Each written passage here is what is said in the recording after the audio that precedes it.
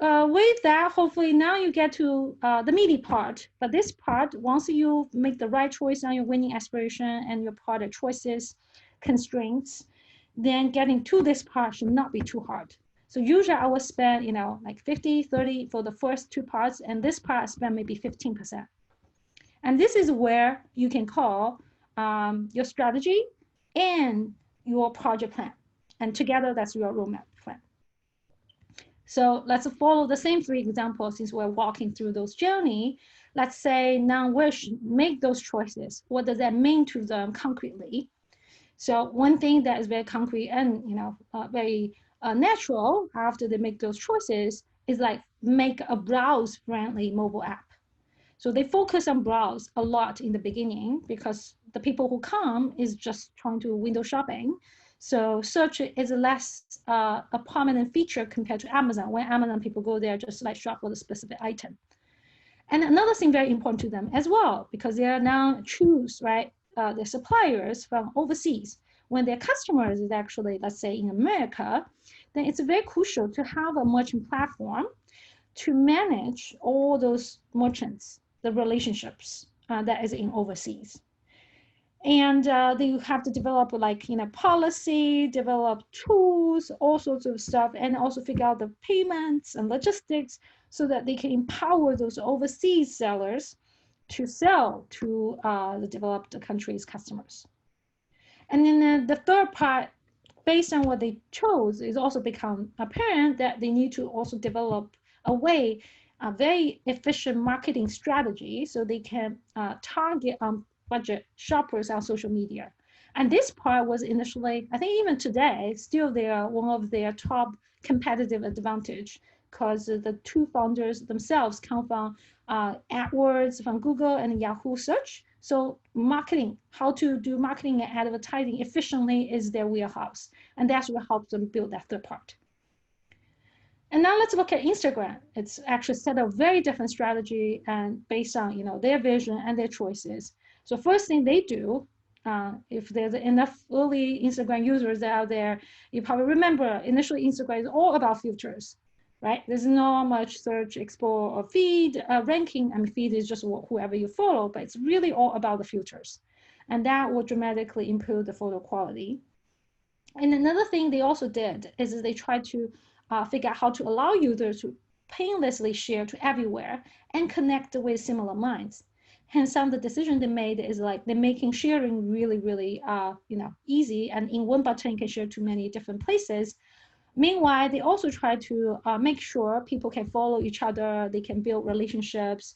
Hence, the community can sort of organize themselves into different interest groups. And the third choice they made, is basically making the app super fast. Remember, one of the problems they try to solve is like upload is painful. It's very slow back then. And then so once they make that choice, they actually sometimes put it in features that doesn't really necessarily speed up upload, but they make the perceived upload speed really, really fast. So give you one concrete example. They made this choice when people start editing their photo. They actually in the backend already start uploading that particular photo. And many people don't know that. Hence, when you're ready, when you apply all the filter, did all the editing, you're ready to sort of click, submit this photo. It just like magically appear on the service right away. So a lot of people was like, wow, that is a mind-blowing, delightful experience.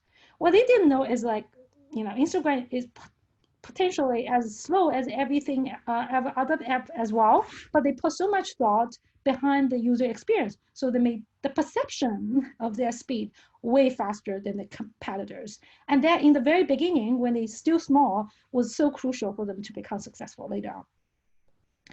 And another smart choice they make after they decide this should be content, so community content driven, is to figure out how to operationalize community management.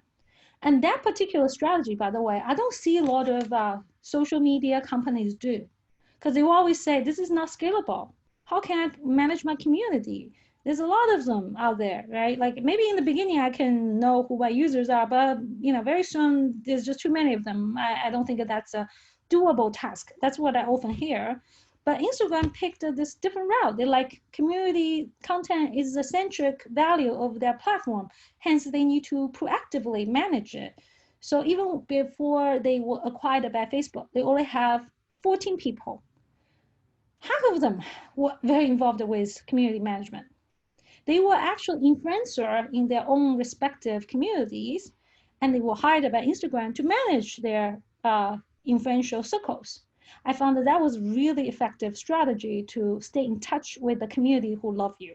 And that strategy continued going into today. They have this huge community management org, with tons of pretty much like a celebrity in each segment. They have, for example, Ava Chen, who is the head of fashion for Instagram.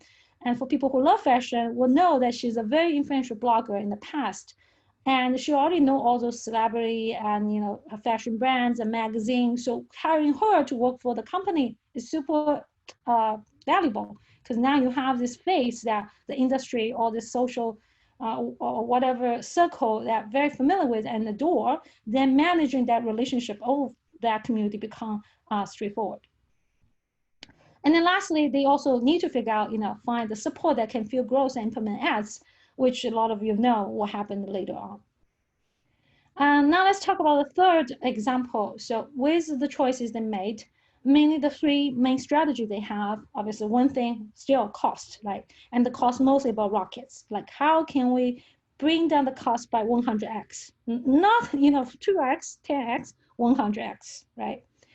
And then the second part is that is just building, sort of the Lego blocks to how to do this. But actually, they need the money, because if they don't have the money, they can't put people to Mars. That's a very expensive thing to do. So they try to figure out how they can use low cost but high volume launch capacity of SpaceX to launch Starlink constellation. They're providing the world one of the most important things is just like electricity, like high bandwidth communication. So aim big, because they are thinking about this is the need the world always need.